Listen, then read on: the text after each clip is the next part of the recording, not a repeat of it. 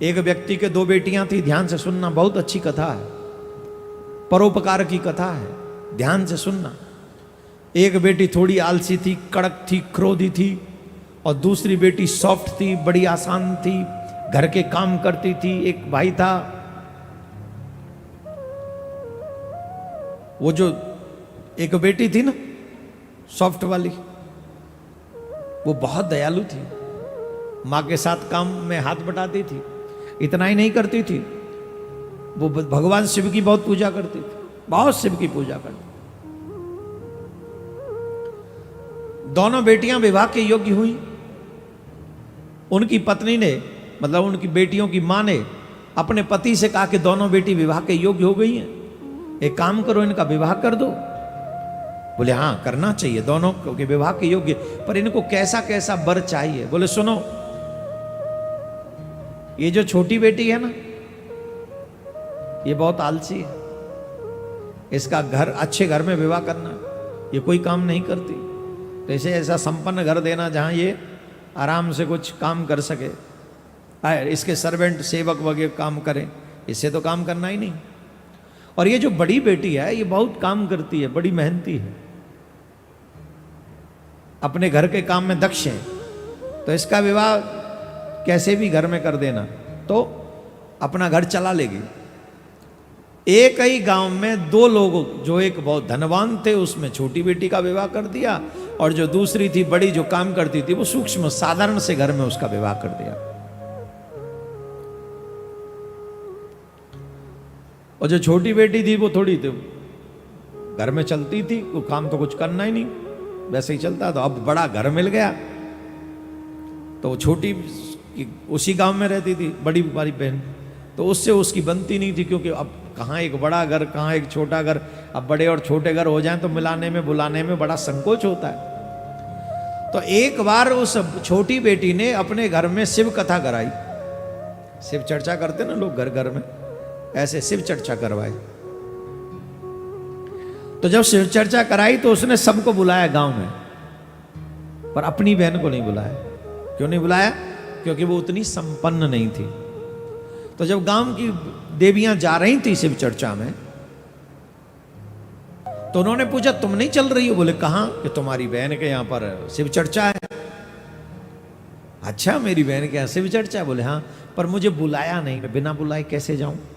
अरे कोई भोजन थोड़ी है, भंडारा थोड़ी है, किसी की शादी थोड़ी है, भगवान की कथा है, भगवान की कथा में तो बिना बुलाए भी चलना चाहिए।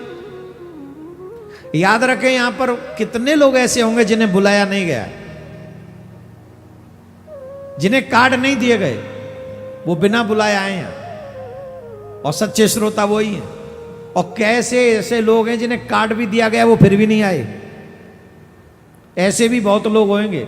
और हम तो कहते हैं समिति के लोगों से ज्यादा पैसा खर्च मत किया करो प्रचार प्रचार कार्ड बांटने में, जिनको कार्ड देते वो आते ही नहीं है। अच्छा ये भी धर्म का अपमान है कि आपके यहां कहीं से निमंत्रण आया और आप नहीं गए, आपने जानबूझ के अपने धर्म का अपमान किया, और घर में बैठे हैं, फालतू बैठे हैं, फिर भी नहीं गए, और अपनी शान समझ रहे कि हम बड़े आदमी हैं। बड़े नहीं रह गए साहब, क्या होंगे आप अपने बड़े? भगवान आपको बनाए रखे। भगवान की कथा जब हो रही हो तो बिना बुलाए भी जाना चाहिए। अगर बुलाता है तो फिर तो 100 काम छोड़ के जाना चाहिए। अगर हमारे शहर में कथा हो रही हो तो बिना बुलाए जाओ, बुलाए तो 1000 काम छोड़ो और जाओ कथा में, तुम्हारे ही कल्याण का रास्ता तो है। तो उन्होंने कहा कि तुम अपने बहन के यहां तो कथा है, चलो। चल गई, बड़ी बहन चल गई, साथ चली गई। अब जब गई बड़ी बहन तो वो छोटी के नाक वो सुकुड़ गए। अरे ये तो बुलाई नहीं थी, जी कैसे चली आई हमारे यहां? ऐसे कैसे चली आवेगी? अब कैसे भगाए? कैसे? सबके सामने इमेज भी मेंटेन रखनी है, रखनी कि नहीं? कई बार अनवांटेड पीपल जब आ जाते हैं तो उन्हें देख के मन तो नहीं करता कि कुछ, जब वो उनको देखा भी जाए, या आ क्यों गए, रहे क्यों, पर सबके सामने कह भी नहीं सकते ना, इमेज भी मेंटेन करनी पड़ती है। तो कहा तो कुछ नहीं, थोड़ा गुस्से की नजरों से देखा तो बड़ी बहन थी, आनंद में बैठी कथा सुनी, काम कर दें कुछ, वो तो उससे बहुत आदत थी। हाँ कोई जरूरी, मेरे घर में किसी काम करने की जरूरत नहीं, मेरे घर में काम करने वाले बहुत हैं, तेरी तरह है क्या मेरा घर? कमेंट पास कर दिया, ठीक। अच्छा उसने प्रसाद सबको बांटा, पर बड़ी बहनों को प्रसाद भी नहीं दिया। कथा के बाद प्रसाद देना चाहिए, सबको प्रसाद दिया, इसको प्रसाद नहीं दिया। इतनी जलन, कई लोग बहुत जलते हैं, बहुत। भगवान ने पता नहीं वो आग से बनाए क्या, मिट्टी से बनाए नहीं, इतने जलते रहते अंदर से। कई लोग बहुत जलनशील होते कसम से, वो अपनों से भी जलते, गैरों की तो बात छोड़ो, उनके मुताबिक काम ना हो वो सबसे जलते हैं। वो ये चाहते हैं कि हम ही राजा हैं, जो कुछ करना हमारी मर्जी से करो। ऐसा नहीं होना चाहिए, खुल जाओ, शांत रहो। कई बार वो सब नहीं होता जो आप सोचते हो, कई बार वो भी होता है जो आपने सोचा नहीं। अब ये सोच रही है कि मैं कथा में से जा रही हूं, घर में जब मैं वापस जाऊंगी तो मेरे बच्चे पूछेंगे प्रसाद क्या लाएं, और मेरी बहन ने तो प्रसाद दिया ही नहीं, तो मैं क्या करूं? तो वो अपने पति से अनुमति मांगकर अपने मायके गई कि वहां जाती हूं, वहां कुछ तो मिल जाएगा। अपने भाई के यहां से, क्योंकि भाई बहुत प्रेम करते थे उससे, गए। तो जब जा रही थी तो एक बुढ़िया माँ बैठी मिली एक तुलसी के बिरबे के पास। उन्होंने कहा बेटी सुन इधर आ। बोले जी माँ।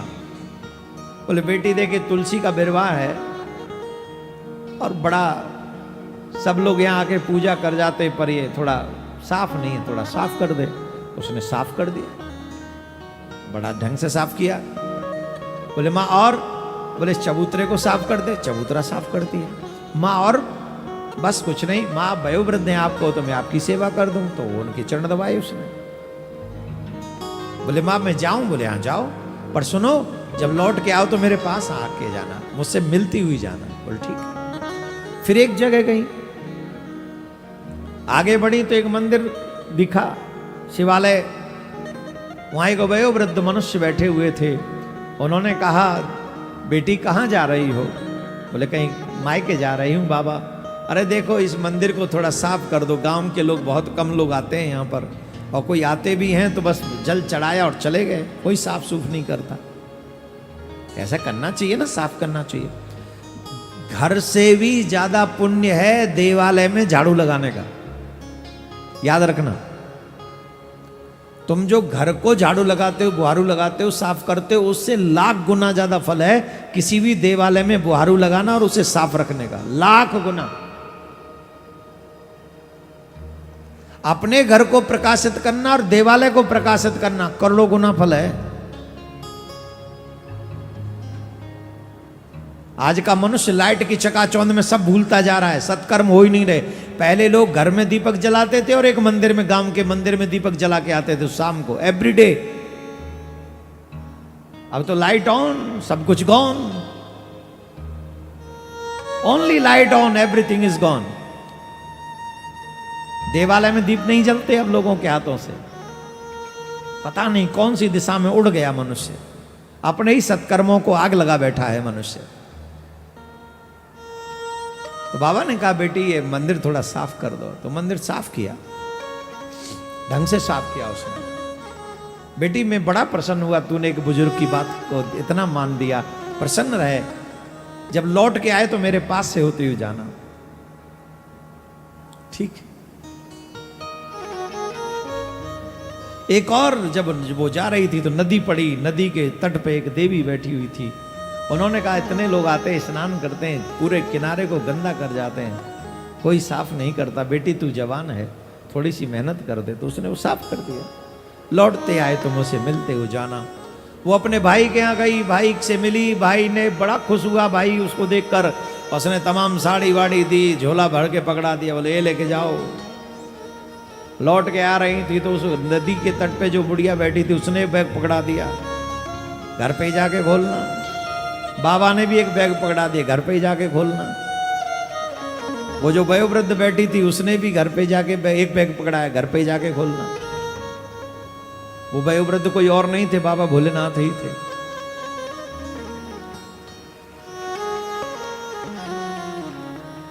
वो जो तुलसी के आगे बैठी कोई और नहीं थी, साक्षात तुलसी माँ थी। और गंगा के तट पर मिली हुई देवी कोई और नहीं, साक्षात गंगा माँ थी। और तीनों ने ऐसे भर भर के बैग दिए, किसी में खाद्य पदार्थ इतने थे जो कभी समाप्त न हो। एक बैग में शंकर भगवान ने ऐसा बैग दिया, उसमें इतना रत्न था, इतना धन था कि जितना चाहे खर्च कर लो कभी खत्म होने वाला नहीं, ऐसा बैग दे दिया बाबा भोले बाबा ने। तुलसी माँ ने भी खूब सुहाग की सामग्रियां भेजी उसके, कितनी भी धारण करो कभी समाप्त नहीं होगी। ऐसी भाई ने भी साड़ी वाड़ी जो बहन को देते खूब बढ़ चढ़ के उसने दिया। अच्छा, वो एक ही यात्रा में वो इतनी धनवान हो गई, उसको लगा ये तो मैंने शिव कथा सुनी है, ये उसका प्रभाव है और इसका प्रभाव है तो मुझे शिव कथा सुननी चाहिए। एक बात ध्यान से सुनो, जितने लोग यहां पर बैठे हो, तुम भाग्यवान हो जो हर दिन आए हो, घर छोड़ कर आए हो। तुम्हें बाबा क्या नहीं दे सकते, तुम सोच नहीं सकते बाबा तुम्हें इतना दे सकते। और कार्यकर्ता लोग रेडी रहो, तुम लोग, तुम्हारा भाग्य बदलने वाला है। जिन लोगों ने यहाँ बुहारू लगाई है, जिन लोगों ने यहाँ झाड़ू लगाई है, जिन लोगों ने जल साफ किया है, जिन लोगों ने मंच साफ किया है, जिन लोगों ने बाबा को सर पे विदा किया है, याद रखना तुम्हारा भाग्य बदलने वाला है। विश्वास से करना, कहीं ऐसा ना हो कि सिर्फ कार्ड के चक्कर में किया हो तो कुछ नहीं मिलेगा। अब भाई सुन लो, जो दिखाने के लिए करते हैं उनका क्या होगा, अभी आगे बाकी है। ये तो जो श्रद्धा से करते हैं उनको ये सब मिल गया। नाटक खोरों को अभी क्या होता है, सुनो ध्यान से। अब क्या किया, उस बड़ी बहन ने भी सोचा कि शिव कथा से सब संभव हुआ है तो मुझे शिव कथा करानी चाहिए। तो उस देवी ने अपने घर में शिव कथा रखी और सबको निमंत्रण दिया, पूरे गांव को निमंत्रण दिया, भंडारा किया, अपनी बहन को भी निमंत्रण दिया। यहां पर एक बात सिद्ध होती है, कौन सी? जो तो को कांटे वो ए बाकू वो तू फूल।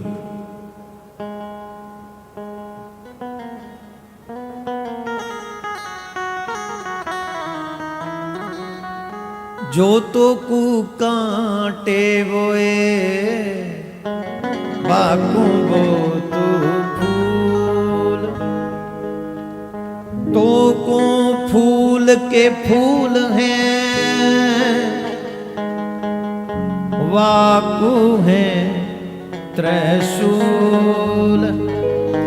जो तुम्हारे लिए कांटे बोए ना, तुम कांटों के बदले कांटे मत बो, उनके मार्ग में फूल बिछा दो।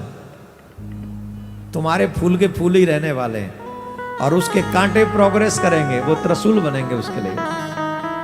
और सुनिए, ये वाक्य मेरे नहीं है, बदल नहीं सकता इस रूल को कोई। जिसने किसी के जीवन में कांटे छोड़े हैं ना, कांटे मिलेंगे रिटर्न, त्रिशूल मिलेंगे रिटर्न, पक्का त्रिशूल मिलेंगे। राधे राधे बोलना पड़ेगा, ऐसे नहीं जोर से बोलना पड़ेगा।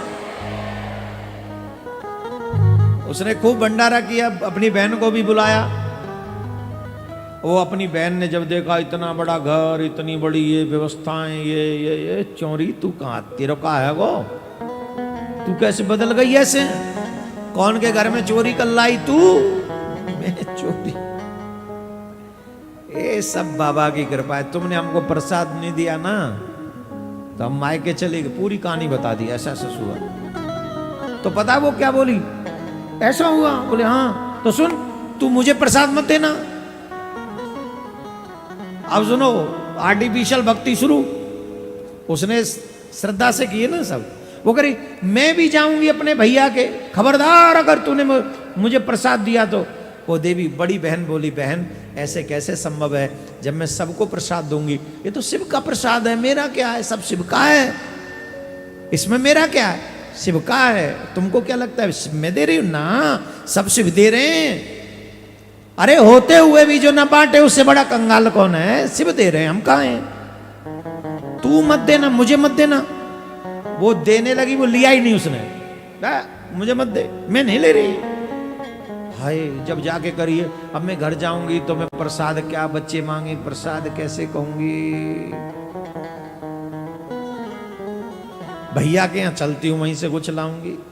चल दी भैया के यहाँ, तो एक बुढ़िया माँ मिल गई वहीं तुलसी के पास। अरे बेटी ने क्या, तुलसी के बिरवाए साफ कर जा। बुढ़िया तेरे हाथ टूट गए, मैं कोई तेरी नौकरानी लग रही हूं? जब मैं करूंगी या साफ हो, तेरे हाथ ना हैं। चली गई, बाबा मिले आ गए। वो बुढ़िया माँ ने कही जब लौट के आवे तो मुझे जोड़ते मिलती जाइए। बोले हाँ मिलूंगी। फिर बाबा मिले, अरे लाली ओ लाडो ने क्या है, मंदिर ने साफ कर दे। बोले मंदिर साफ कर दे, मैंने गंदो करो ही, मैं आई हूं। ए जो लोटा ढरका जाए का उनते कहे ना, वो आमे ज्यादा भगत के बच्चा, वहां में भगत के बच्चा जल चढ़ा जाए, फूलन ने फैला जाए, अगरबत्ती जरा जाए, जो कि कभी जरानी ना चाहिए। धूप बत्ती जरानी चाहिए, दीपक जराना चाहिए। अगरबत्ती कौन कह के मर गो कि अगरबत्ती जराओ? कौन है कही अगरबत्ती जराओ? तो बोले बाबा मैंने एक मंदिर गंदो कर दियो जो मैं साफ करूं। बूढ़ो है रो पर चलती ने फिर रोक रोक के मंदिर साफ करवा रहा। बता, चली गई आगे। नदी पे वो देवी मिली, बहना अरियो लवाड़ो मेरी बच्ची आए कि न क्या न किनारे साफ कर दे। बोले अम्मा ते छोरी ना है, उनते साफ करवा ले, ते नौकर लग रही हूं। जट चली गई। रात में पहुंची, भैया ने कही भैया बहन आई है? बोले हाँ सवेरे आई हो। और सवेरे बोली मैं जा रही हूं। भैया ने कही जा। वो आई वह तो तेने बैग बैग दिए, वहां तो तेन बड़ी चीज दई। बोले वो आए के काम करे, वो आए के सबसे प्रेम करे। जब वो घर में आवे ना तो अपनी भाभी को हाथ भी बटावे। तू आए के महारानी की तरह पलंग तो रहे, कौन देगा तू है? लड़के भैया ते लड़ाई। अच्छा तू तो ऐसा है, तू तो ऐसा है, तू अपनी बहन ते जुबान लड़ावे, तू अपनी बहन को भी आदर ना करे है, तुम्हें कौन देखेगा? तुम्हारे यहाँ कौन आवेगा? जब तक मैया जिंदी है जब तक आ रही हूं मैं तो, नहीं तो मैं तो कबू तुम्हारे मुँह ना देखूं। लौट के आ रही थी, तो जब लौट के आ रही थी तो एक वो मैया जो मिली उसने भी बैग पकड़ा दिया, वो घर में खोलना। बड़ी खुश हुई। बोले कि नदी साफ नहीं करी फिर भी बैग पकड़ा दिया क्या? बाबा मिले उसने बैग पकड़ा दिया। बोले घर में ही खोलना। देवी मिली उसने भी बैग पकड़ा दिया। बोले घर में ही खोलना। वो जो नदी के तट पे थी वो गंगा मैया थी साक्षात। मंदिर पे बाबा भोलेनाथ थे साक्षात। तुलसी पे साक्षात तुलसी महारानी बैठी हुई थी।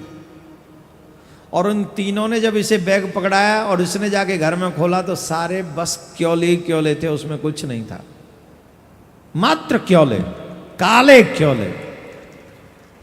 उन्हीं बैगों में उस पहली वाली बड़ी बहन को सुख संपत्ति, धन संपदा, अन्न धन सब मिल गया और इसे कुछ नहीं मिला। क्यों नहीं मिला? क्योंकि ये नकली भक्ति कर रही है। इसके जीवन में क्योले ही क्योले हैं। उसके जीवन में क्यों सुख संपत्ति आ गई? क्योंकि उसने कुछ भी दिखावे के लिए नहीं किया। मैं जो कार्यकर्ताओं को कह रहा था कि तुम्हें सब कुछ मिलेगा, क्यों कह रहा हूं? क्योंकि ये निस्वार्थ भाव से यहां सेवा कर रहे हैं। और जब हम समाज में कोई छोटा काम करें तो अच्छे सामाजिक लोग उसे इग्नोर नहीं कर सकते। तो हम परमात्मा के आगे जब कोई अच्छा काम करेंगे तो परमात्मा इग्नोर कैसे करेगा? बताओ जरा। आप लोगों का एक एक सेकंड अनमोल है। अगर निस्वार्थ भाव से आपने कथा सुनी है तो आप विश्वास कीजिए तुम्हें बहुत कुछ मिलेगा। लेकिन शर्त इतनी है, विश्वास करो। क्यों? क्योंकि विश्वासम फलम दायकः, विश्वास ही फल देने वाला है। इन दोनों बच्चियों की ये कथा तुम्हें सिखाती है कि अगर तुम दूसरों की सेवा करोगे। अब उसे नहीं पता था ये शिव जी हैं, उसे नहीं पता था ये तुलसी माँ है, उसे नहीं पता था ये गंगा माँ है। मालूम था क्या? बोलो जोर से बोलो, मालूम था क्या? अरे बोलो।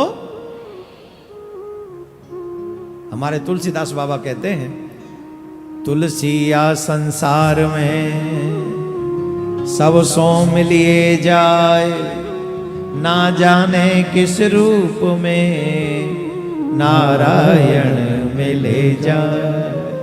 ना जाने किस रूप में, न जाने कब भगवान मिल जाए, कौन जाने।